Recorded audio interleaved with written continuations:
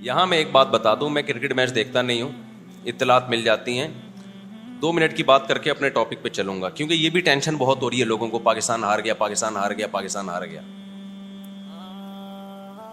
تو کیا ہو گیا ہار گیا بھائی؟ گیند بلے کا میدان ہے, ہار جائے کچھ اس سے کچھ بھی نہیں ہوتا.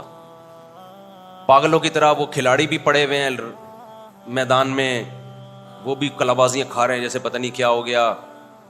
تو ہمیں تو نہ جیتنے کی کوئی خاص خوشی ہوتی ہے, نہ ہارنے پر کوئی خاص بولو غم ہوتا ہے. کھیل ہے یار, کھیل کو کھیل سمجھو. وہ پاگل ہے, تم تھوڑی پاگل ہو. ہمارے پاس ٹینشن کی اور کم چیزیں ہیں جو ہم ان چیزوں پہ یار. قومیں کھیل ہے نا, کھیل, اس میں ہار بھی ہوتا ہے, تھوڑا سا خوشی ہو جائے, جیت گیا بھائی, جیت گیا تو تھوڑا ہاں ہاں وہ بس ختم. اس سے زیادہ کھیلوں پہ خوشی منانا یہ آپ کے پاگل ہونے کی علامت ہے. کھیل ہے, کھیل ہے. لوگ کہتے ہیں قوموں کی تقدیریں بدل رہی ہیں تقدیریں, لیکن بے وقوفوں کی تقدیریں بدل رہی ہیں اس سے.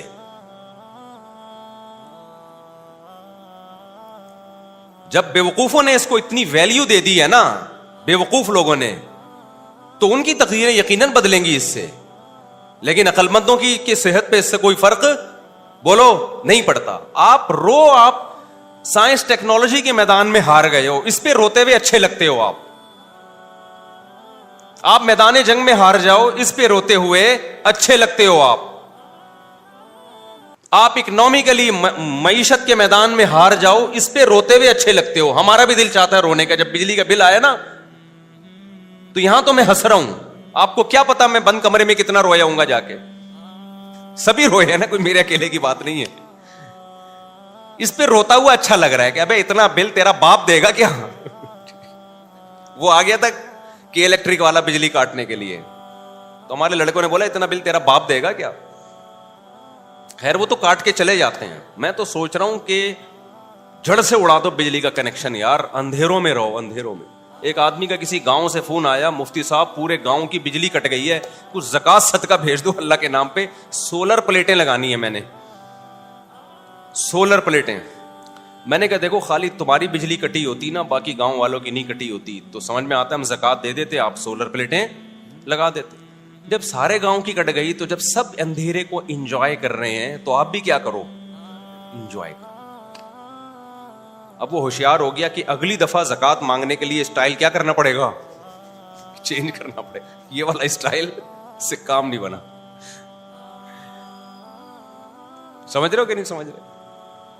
کسی نے مجھ سے کہا کہ پورے گاؤں میں قربانی نہیں ہوتی, گوشت ہی نہیں آتا. مفتی صاحب ہمارے گھر پہ نہیں ہو رہی, سب جگہ ہوتی تو گوشت آ جاتا. میں نے کہا جب پورے گاؤں میں ہی نہیں ہو رہی تو پھر آپ کے بھی نہیں ہو رہی. یا تو ہوتا نا سارے کھا رہے ہوتے, آپ بیچارے, تو جس غم میں سب برابر کے شریک ہوتے ہیں, وہ غم پھر غم نہیں لگتا.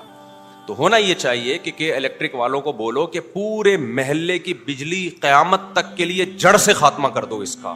نہ رہے گا بانس, نہ بجے گی بانسری. اس کے بڑے فضائل ہیں. رات کو ٹائم پہ سو جاؤ گے جب اندھیرے ہوں گے. آپ کہو گے گرمی میں سوئیں گے کیسے, 1 ہفتہ نیند نہیں آئے گی, اس کے بعد تمہارے باپ کو بھی نیند آئے گی. گرمی میں نیند ایسی چیز ہے جو ہم سے پوچھ کے نہیں آتی, ہم پہ مسلط ہوتی ہے. دیکھو اس کی ایک مثال دیتا ہوں. اب ایسا نہ ہو کہ الیکٹرک والے میری بجلیاں کاٹ کے چلے جائیں کہ یار یہ تو باقیوں کی کاٹیں, اس کو تو ضرورت ہی نہیں ہے بجلی کی. بھائی کاٹو تو سب کی بجلی کاٹو, خالی ہمارے اکیلے کی نہیں کاٹو. ہم یہ کہہ رہے ہیں, سمجھ رہے ہو, سب کی بجلی کاٹ دو, سکون میں آ جائیں گے یار. یہ رات کو انٹرنیٹ پہ بیٹھنا, موبائل, ٹک ٹاک, ان چیزوں سے جان چھوٹ جائے گی. آپ مجھے ایک بات بتاؤ, شور میں نیند نہیں آتی نا, لیکن ٹرین میں تو آ جاتی ہے, اتنا شور ہو رہا ہوتا ہے. کیوں بھائی؟ تھوڑی دیر تک نہیں آئے گی, جب نیند کا غلبہ ہوگا تو نیند اسی شور کی عادی ہو جاتی ہے. پھر تو ٹرین رکے گی تو آنکھ کھل جائے گی, یہ آواز ایک دم بند کیوں ہو گئی ہے. ٹھیک ہے, تو یہ جو گرمی میں نیند نہیں آئے گی, 4 5 6 دن نہیں آئے گی, اس کے بعد باڈی اسی کی عادی ہو جائے گی. باڈی اسی کی عادی ہو جائے گی. دیکھو میں پنکھوں کا عادی ہوں, اے سی کا عادی نہیں ہوں, تو میں پنکھا ہی چلا کے سوتا ہوں. مجھے پنکھے کی جو آواز ہے نا, ڈنگ ڈنگ, اور جتنا پرانا پنکھا ہوگا اتنی اچھی نیند آتی ہے مجھے. تو ہمارے گھر والے کہتے ہیں بھائی یہ پنکھے کی آواز سے نیند خراب ہو رہی ہے. میں کہتا ہوں یہ میرے لیے لوری ہے,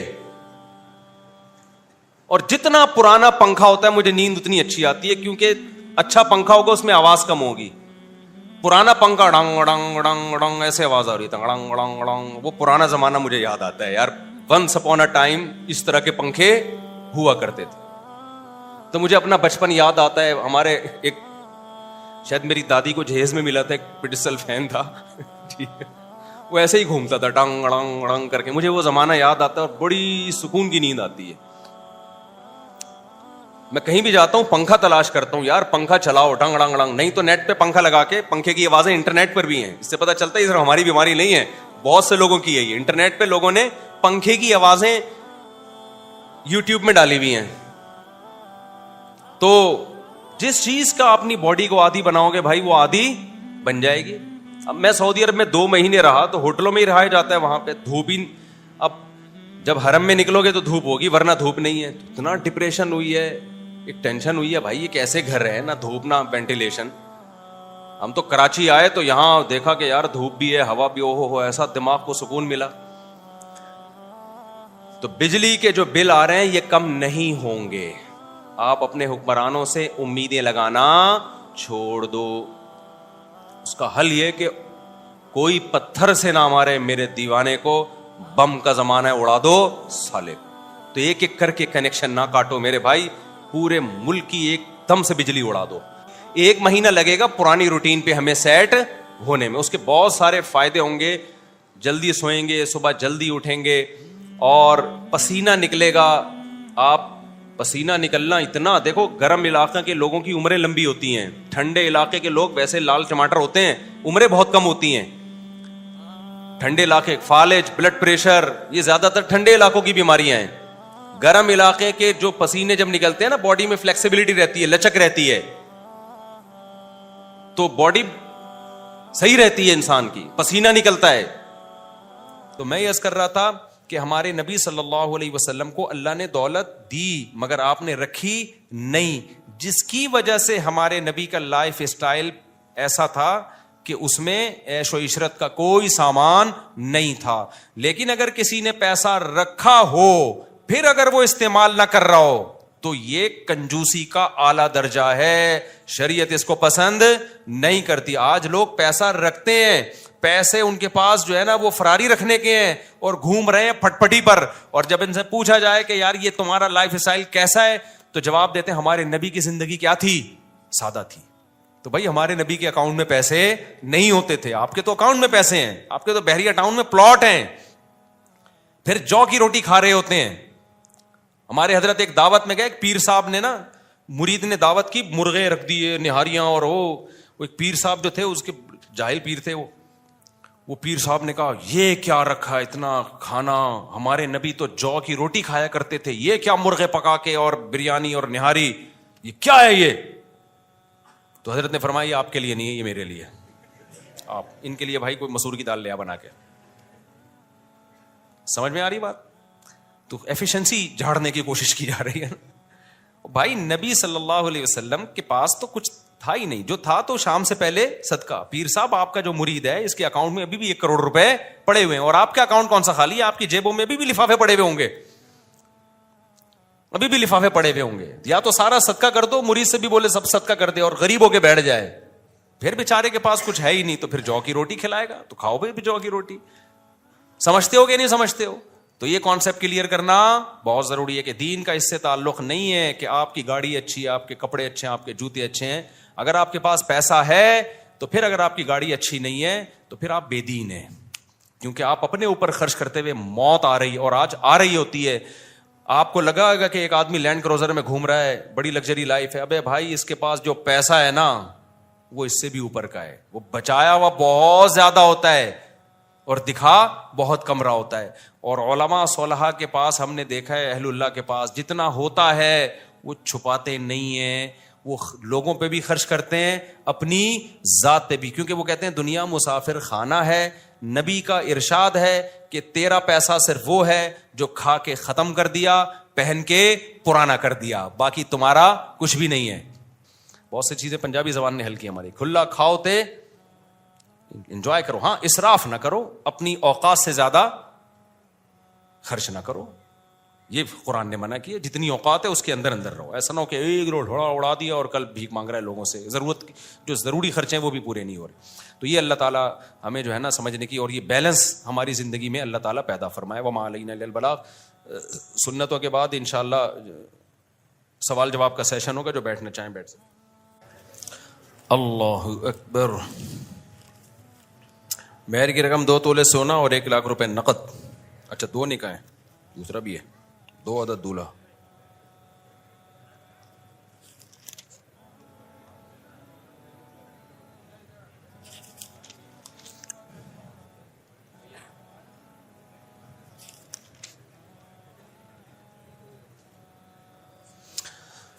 وعلیکم السلام. ماشاء اللہ ماشاء اللہ.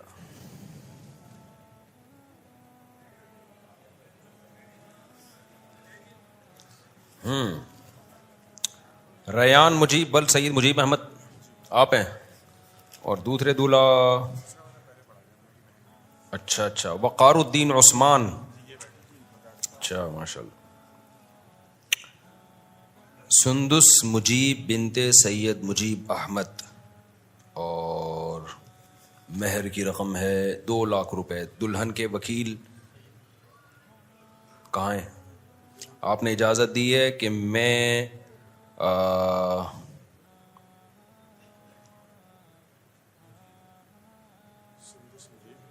آگے اچھا سندس مجیب ول سعید مجیب احمد کا نکاح 2 لاکھ روپے مہر میں وقار الدین عثمانی ول قطب الدین حقانی عثمانی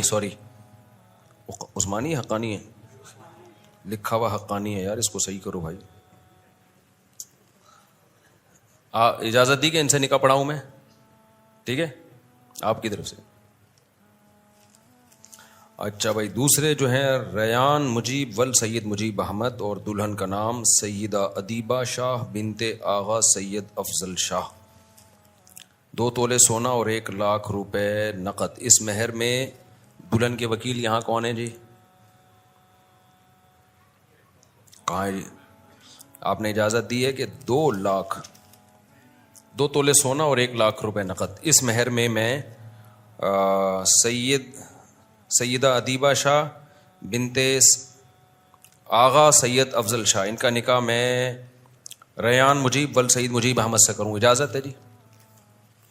الحمد للہ نحمده ونستعینه ونستغفره ونؤمن به ونتوکل علیہ ونعوذ باللہ من شرور انفسنا ومن سیئات اعمالنا من يهده الله فلا مضل له ومن يضلله فلا هادي له ونشهد ان لا اله الا الله وحده لا شريك له ونشهد ان سيدنا وحبيبنا وشفيعنا وسندنا محمدا عبده ورسوله صلى الله تعالى عليه وعلى اله واصحابه وبارك وسلم تسليما كثيرا كثيرا.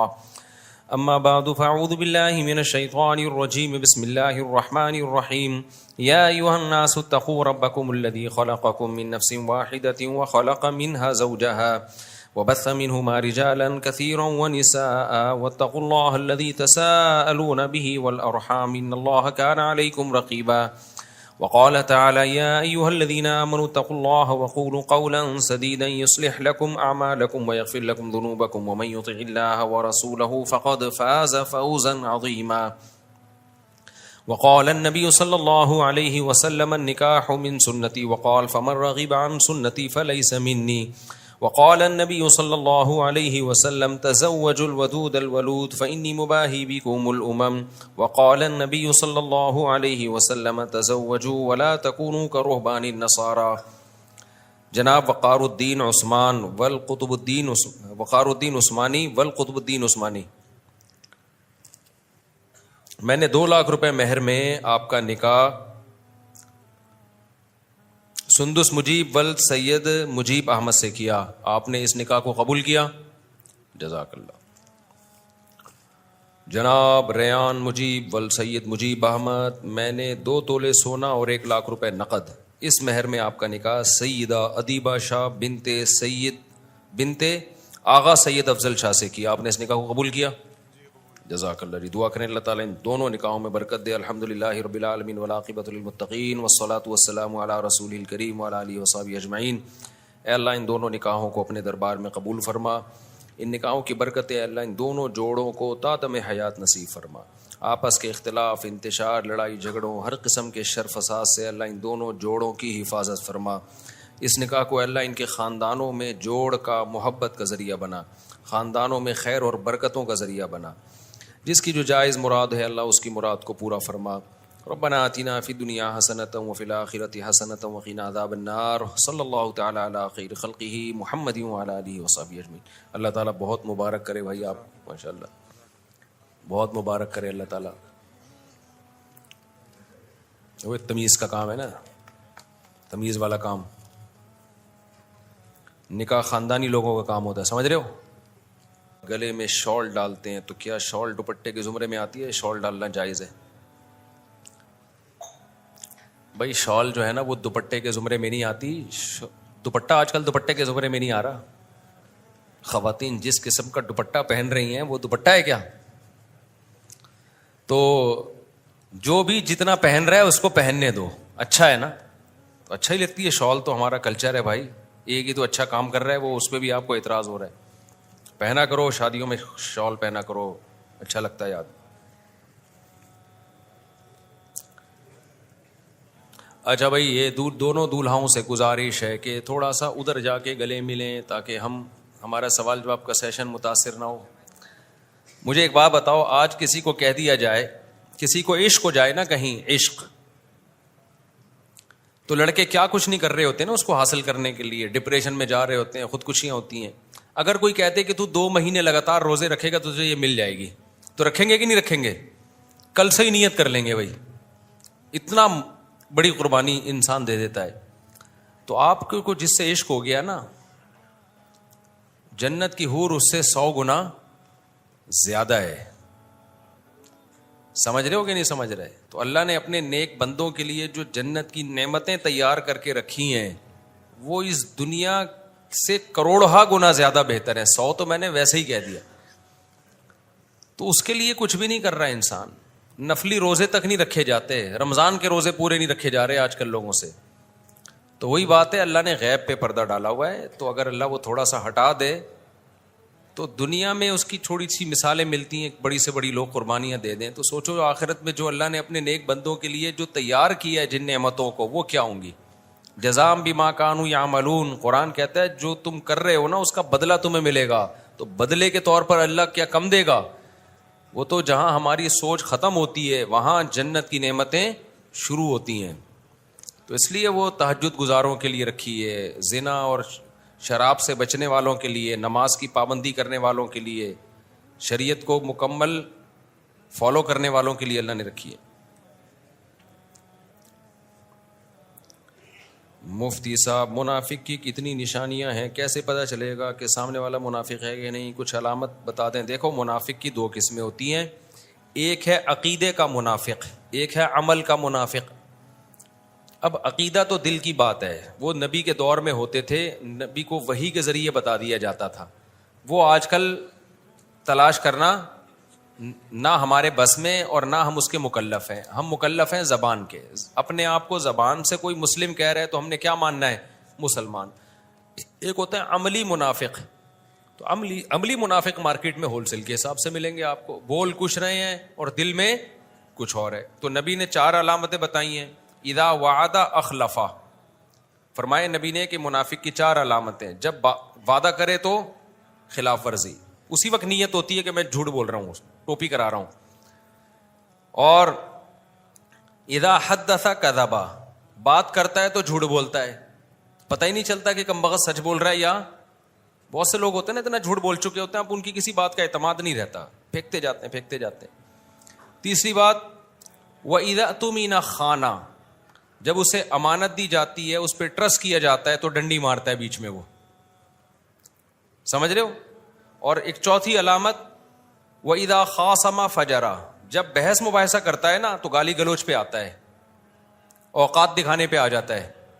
دلائل سے بحث کبھی بھی نہیں کرتا. جس کے پاس دلائل ہوتے ہیں وہ دلیل سے بات کر رہا ہوتا ہے، جس کے پاس دلائل نہیں ہوتے وہ ادھر ادھر کی پھینک رہا ہوتا ہے بیٹھ، سامنے والے کو نیچا دکھانے کی. اکثر لوگ ذاتیات پہ آ جاتے ہیں نا. بھئی آپ کی بات کے بعد دلیل نہیں ہے تو فلانا ایسا ہے تو ڈمکانا ایسا ہے, یہ مولوی ایسے ہوتے ہیں, جو فلانے ایسے ہوتے ہیں. ابے تو چھوڑو تو مولوی کیسے ہوتے ہیں, ابھی جو آپ سے بات چل رہی ہے اس کا جواب چاہیے ہمیں. مولوی کیسے ہوتے ہیں, مدرسوں میں کیا ہوتا ہے, یہ موضوع نہیں ہے. تو حدیث میں منافق کی علامت بتائی گئی ہے کہ وہ ذاتیات پہ آ جاتا ہے, گالی گلوچ پہ آ جاتا ہے. ہاں کسی کو ستایا جائے اس پہ وہ جھگڑے کے دوران گالی گلوچ پہ آ جائے وہ ایک الگ بات ہے, لیکن بحث کے دوران بات تمیز سے چل رہی ہو پھر بلا وجہ منہ سے جھاگ نکالنا اور بلا وجہ آنکھیں سرخ کر لینا اور سامنے والے کو نیچا دکھانا, یہ اس کی علامت ہے. اب آپ دلائل کی دنیا میں خالی ہو گئے. دلائل ہوتے تو آپ پیش کر رہے ہوتے.